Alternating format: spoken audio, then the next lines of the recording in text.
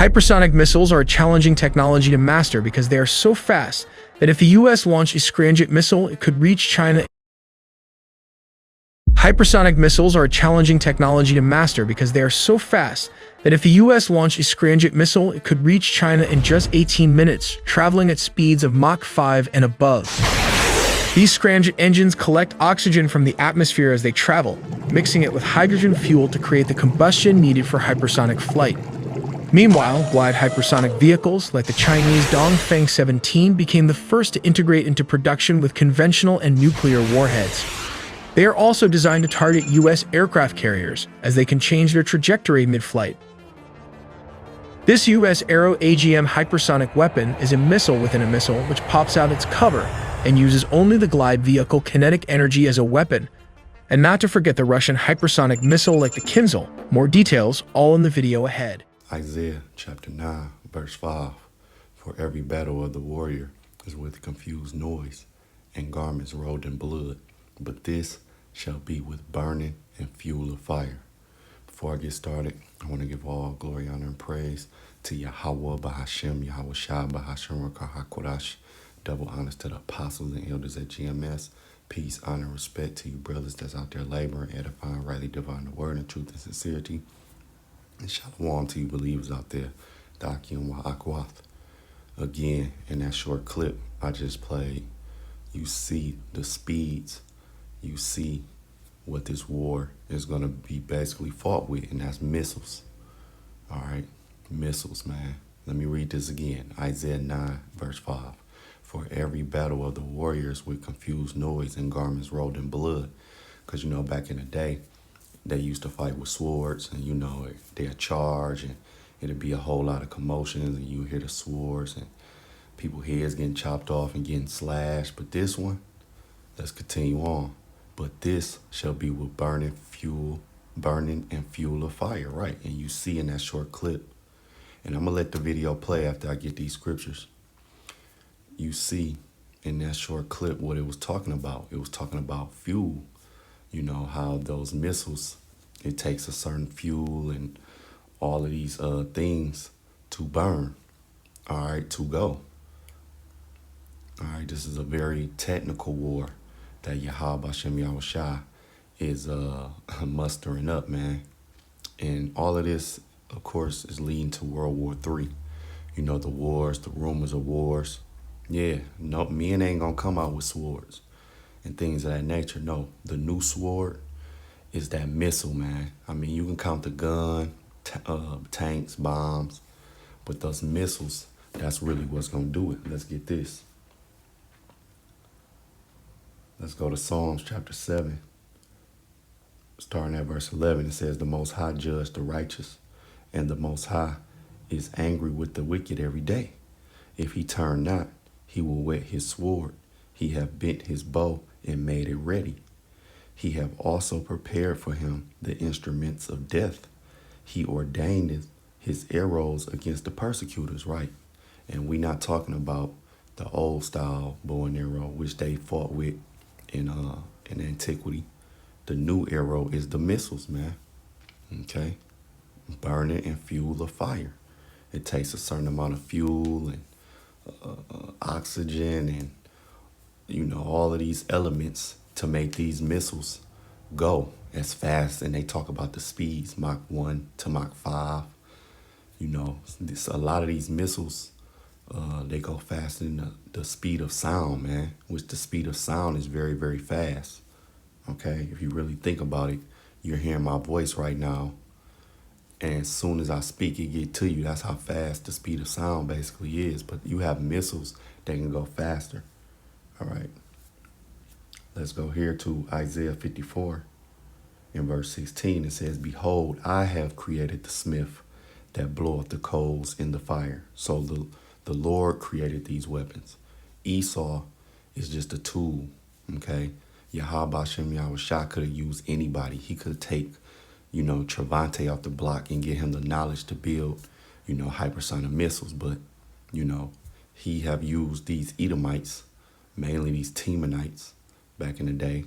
But he used these Edomites to have this knowledge to be able to initiate military warfare. Warfare through missiles. All right, giving them the knowledge to create these missiles. Let's read Isaiah again. Isaiah 54:16. Behold, I have created the smith that bloweth the coals in the fire, and that bringeth forth an instrument for his work. And I have created the waster to destroy. So all of this is from Yahweh Bashem Yahushua, man. All right, Esau think he's really running the show, but he's not. The Lord is telling you, I did this. Okay, just like in Psalms, what do it say? It said that he prepared the instruments of death. Speaking on Yahweh Bashem Yahushua. Now let's go to Isaiah 13, starting at verse 4. It says, the noise of a multitude in the mountains, like as of a great people, a tumultuous noise of the kingdoms of nations gathered together. The Lord of hosts mustereth the host of the battle. Again, Yahweh Bashem Yahushua is moving the chess pieces to ultimately, again, when you go to the wars and rooms of wars, nations against nations, kingdoms against kingdoms, the Lord is moving the chess pieces, and he's mustering the host, all right, for the battle, to bring them to Jehoshaphat, all right, for all these nations to be judged. Okay, so let's go get verse 5. They come from a far country, from the end of heaven, even the Lord, and the weapons of his indignation to destroy the whole land. And when you see more and more in this video, you can see, even in a short clip where it said how fast they can get from U.S. to China, from China to this, from even Russia. Yeah, that's the Lord's doing, man. He's creating all of these things so the wicked can be destroyed and the righteous can rise, man. Okay? Let's go to Jeremiah 25, starting at verse 31. A noise shall come even to the ends of the earth. Yeah. The missiles is going to be very noisy, man. 200 million of them in America, a.k.a. Babylon, a.k.a. America, a.k.a. the great city, a.k.a. the whore. You know, whatever you want to call America is going to be destroyed. You know, just how Sodom and Gomorrah is today is just a monument of the Lord's wrath. That's how America's going to be. So again, verse 31, a noise shall come even to the ends of the earth, for the Lord have a controversy with the nations. He will plead with all flesh. He will give them that are wicked to the sword, saith the Lord. So the same way that Edomites, because they are the wicked. All right, you have people that do wicked in every nation, but the Edomites, the so-called white man, he is the wicked. Okay. In the same way he came into power is the same way he's going to go out of power. All right, the Lord is not going to use thunderbolts and earthquakes to take, no. Esau came in power with the sword. He's going to lose his crown by the sword. Okay, verse 32. Thus saith the Lord of hosts, behold, even shall go forth from nation to nation. A great whirlwind shall be raised up from the coast of the earth. And the slain of the Lord shall be at that day from one end of the earth even unto the other end of the earth. They shall not be lamented, neither gathered nor buried. They shall be dung upon the ground. Right. This is the bottom line. Bottom line, missiles is gonna be shot. Babylon, America is gonna be destroyed. A lot of people's gonna die. 2/3 gonna die. The 1/3, starting with the 144,000, is gonna be saved. Point blank, period. That's the bottom line of it. Okay, let's go to Zechariah 14:12. And this shall be the plague wherewith the Lord will smite all the people that have fought against Jerusalem. And we know the Israelites is when they go into, a lot of times when it says Jerusalem, is going into the people, not the actual place. Okay, and we know that us Israelites, when the Lord say Jerusalem, that's a people, all right, before a place, all right. So have fought against Jerusalem, their flesh shall consume away, while they stand upon their feet, and their eyes shall consume away in their holes, and their tongue shall consume away in their mouth. Right. This is what the heat. All right. You can't fathom the heat of what these missiles gonna do. Not to mention Yahweh Shai and the heavenly hosts and the chariots with the lasers. That heat, that's another heat. That's why America is just gonna be destroyed. That's why when you read 2nd Esdras chapter 13, it say just everybody was just burnt, turned to dust, basically. Okay? Paraphrasing. Okay, that's a very powerful chapter. You brothers and sisters should read if you haven't. All right, 2nd Esdras 13 is going into how Yahweh Shai is going to do battle with the militaries of the world, man. Okay? Even Ronald Reagan had made a speech about so-called, what if it was basically like an alien invasion? What would we do? You know, so these devils already know. That's why they got a space force. These devils really ready to fight with Yahweh Shai, like, you know, like they arms can box with, you know, Yahweh Shai. But we already know how that's gonna go, man. Okay, but it says what? Their eyes shall consume away in their eyes shall consume away in their holes, and their tongue shall consume away in their mouth. This is the destiny of the 2/3, the destiny of these heathen nations, man. Is they just gonna get burnt to death, man. That's it. All right, and ultimately, that's why you see on the news reports, you always hear war, because it's ultimately just gonna, you know, culminate to World War III. This is the bottom line right here. Let's get it. Joel chapter 3, and starting at verse 2. I will also gather all nations and will bring them into the valley of Jehoshaphat and will plead with them there for my people and for my heritage Israel, whom they have scattered among the nations and part of my land. The Lord is fighting for us on our behalf, man.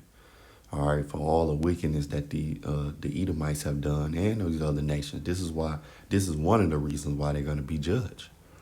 Okay? This is one of the reasons. That's why he said, I will plead with them there for my people and my heritage, man. The Lord is not a man that he shall lie, man. And it should be a spirit booster. All right? We have great powers in the heavens that's going to do battle on our behalf, man. That's why we don't have to do nothing carnally. All we got to do is preach, all right, teach, and fall in line with Yahweh Bashem Yahushua, all right, through the instructions of the scriptures. That's all we got to do, okay? So I want to jump down to verse 9. It says, proclaim ye this among the Gentiles, prepare war, wake up the mighty men, let the men of war draw near, let them come up. That's why you keep hearing the reports of war. All right. Whether you know, that's why it is wars going on. All right. This is it. Verse 10, beat your plowshares into swords and your pruning hooks into spears. Let the weak say I'm strong. Right. And you have these weaker nations boasting in their military might of what? Missiles, man. All right. A lot of these weaker nations have missiles in their arsenal now. All right. And that's because Yahweh Bashem Yahushua is getting everything set up, all right, for World War III, for them to be judged, and then ultimately took out of power, man. Verse 11, it says, assemble yourselves and come, all ye heathen, and gather yourselves together round about thither, cause thy mighty ones to come down, O Lord. Let the heathen be wakened and come up to the valley of Jehoshaphat. Again, the valley of Jehoshaphat, when you go into it, all right, Jehoshaphat, it says what? Yahweh has judged. Yahweh has judged. All right, this day judgment to be taken out of power through war, and then go right into captivity, man. Let me read verse 12 again. It says, let the heathen be wakened and come up to the valley of Jehoshaphat. Yahweh has judged, for there will I sit to judge all the heathen round about. Again, this is the bottom line that's coming. Everybody's going to get judged. The righteous going to get judged, and they're going to receive their reward, and the wicked is going to get judged, and they're going to receive their reward, man. Okay? So again, I just wanted to bring this out, Lord willing, it was edifying to the next lesson. Shalom. To qualify as a hypersonic missile, it must possess three key attributes: speed, maneuverability, and accuracy. Let's look at speed. As we all know, Mach 1 represents the speed of sound, which serves as our benchmark. To better understand this, let's make a few comparisons. Commercial airliners, for example, fly subsonically, just below Mach 1. In contrast, modern fighter jets can travel supersonically, reaching speeds of Mach 2 or 3. When we refer to hypersonic speeds, we're talking about anything Mach 5 and above. Space shuttles are an example of vehicles that travel hypersonically, often reaching speeds between Mach 20 and 24. But these can travel only for short distances at these speeds. To sum it up, a hypersonic missile should cross Mach 25, which is around 19,000 miles per hour. But wait, that's not it. Hypersonic missiles should also have the capability of covering vast distances, such as from New York to Russia or from China to Texas and vice versa. There are three types of hypersonic missiles: the Scramjet air-breathing missile from America. Then comes the glide hypersonic missiles like the Chinese DF-17 and the American Arrow in full-form air-launched rapid response weapon. Finally, we have the Russian tried and tested Kinzhal missile. Let's take a look at the difference between a ramjet and a scramjet missile in a super simplified animation. A good example of the ramjet engine is this BrahMos supersonic cruise missile. The ramjet's intake takes in high-pressure air from the region in front of a high-speed object moving through the air. The intake slows the air to subsonic speed, increasing its pressure and temperature. In the combustion chamber, fuel is mixed with the compressed air and ignited, causing it to rapidly expand. This high-pressure, high-temperature exhaust gas is expelled through the nozzle, providing propulsion for the vehicle. Let's take a look at how a scramjet engine works. Step 1. The engine draws in an immense volume of air at extremely high speeds. The air intake is a critical step as it ensures that the scramjet engine has the necessary oxygen supply for combustion at hypersonic velocities. In Step 2 phase, the fuel is injected into the engine and plays a dual role. Not only does it serve as the propellant, but also cools the engine walls. This cooling process is essential to prevent the engine components from overheating due to the intense friction and temperatures generated at hypersonic speeds. And Step 3, it is where combustion of the fuel and air mixture takes place. This is the most complex and critical part of the scramjet process. The challenge lies in maintaining stable combustion at speeds where the airflow can exceed 19,000 miles per hour. Engineering this step requires a deep understanding of aerodynamics, thermodynamics, and fluid dynamics to ensure that the fuel continues to burn effectively under such extreme conditions. Finally, at Step 4, the energized high-temperature gases produced during combustion are then fed through the injectors. These gases are expelled at high velocities through the exhaust, generating thrust. This process accelerates the vehicle to speeds of Mach 5 and beyond, propelling it into the realm of hypersonic travel. Let's take a look inside a hypersonic missile. At the front is the cone, which can also accommodate a small warhead if needed. Just behind it are the batteries required for the avionics equipment, which guide the missile to its designated target. As a hypersonic missile, it still requires a fuel system to inject the right amount of hydrogen, which is stored in this tank here. Moving further back, we have the nozzle and adapter. Finally, we have the booster. Interestingly, this is a modified ATACMS supersonic missile. This missile has been used on the MLRS platform and can reach speeds of up to Mach 1. When it reaches a certain altitude, the missile separates from the booster, allowing it to activate the scramjet engine to reach 5 times the speed of sound. Reports say that China has successfully launched the hypersonic glide vehicle, also called the Dongfeng 17 or East Wind in Chinese. The primary difference between the Chinese and American hypersonic missiles is that the American Arrow is launched from a Boeing B-52 as its primary transport, while the Chinese hypersonic missile is launched from a 5-axle transporter or erector launcher, the WS-2500, produced by Wanshan. The DF-17 is a $120 million solid-fueled weapon, measures around 11 meters in length, and weighs around 15,000 kilograms. When compared to a person, it looks huge. Let's take a look at its parts and functions. The DF-17 has 2 stages. The first one has a standard ballistic booster, and the second stage contains a low-flying projectile. This is used for attacking a target following the first stage's ballistic re-entry. The booster is being borrowed from this DF-16, which again is a short-range ballistic missile. While at the top is this hypersonic glide vehicle, which can fly on a lower trajectory than intercontinental ballistic missiles, making them harder to intercept. Interestingly, China has also designed these weapons to destroy Western or US aircraft carriers apart from it carrying conventional and nuclear warhead. Let's take a look at how this works. When ready, the 10x10 heavy-duty military truck can turn the launcher to a 90-degree angle. At a press of a button, it will launch the solid-state booster to a certain altitude. This booster will initiate separation and launch the glide vehicle, and will then drop to a very low altitude. But the difference is that this can fly close to land or sea. By doing this, it avoids being detected by radar. That's not it. It can also change its trajectory mid-air at a staggering speed of Mach 5.